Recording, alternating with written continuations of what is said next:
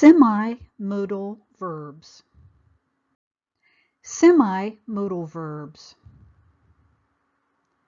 Some verbs are called semi-modal verbs because they function in much the same way as modal verbs.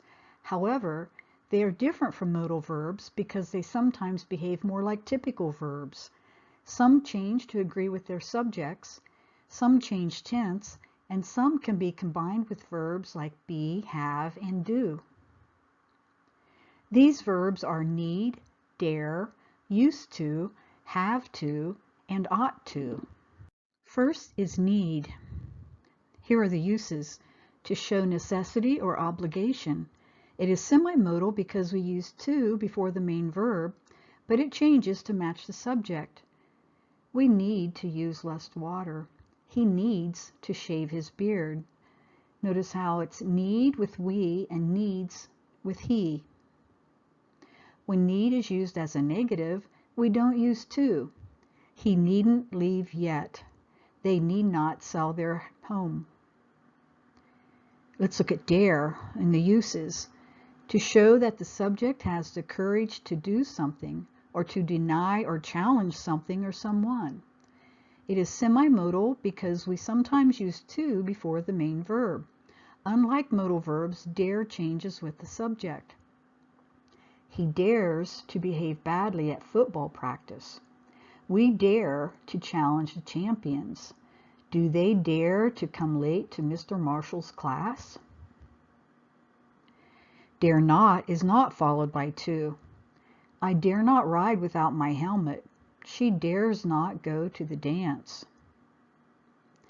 In other negative sentences, to is optional. No one dares to wake him. No one dares wake him.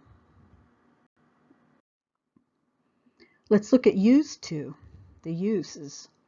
To show the idea that an action happened habitually in the past, but it doesn't happen anymore. My brother and I used to walk to school. It's something we did in the past, but we don't do anymore. To show the idea of being accustomed to doing the action of the main verb. We are used to watching the morning news every day, so we are accustomed to watching the morning news every day. Have to. The first use, to show obligation and necessity. It changes to match the subject and the tense. Look at the examples. My dentist says I have to use dental floss every day. He has to tell me that. We had to go to dinner last night with my teacher. In the first sentence, it's I have to. The second one, he has to. And the third one, we had to. When have to is used as a negative, it doesn't use not like modal verbs. It uses a negative helping verb like don't or won't. We don't have to be early today. You won't have to meet the bus. The last one is ought to. The uses are to show obligation and necessity. Unlike modal verbs, it uses to, but it doesn't change forms or use other helping verbs. Look at the examples. We ought to eat more vegetables than we do. He ought to be more careful. See, it doesn't change. It's ought in both sentences. Like other modal verbs, use not with ought to when forming a negative.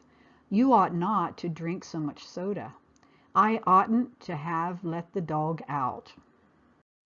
Now it is your turn. Show what you learned by completing the Google form.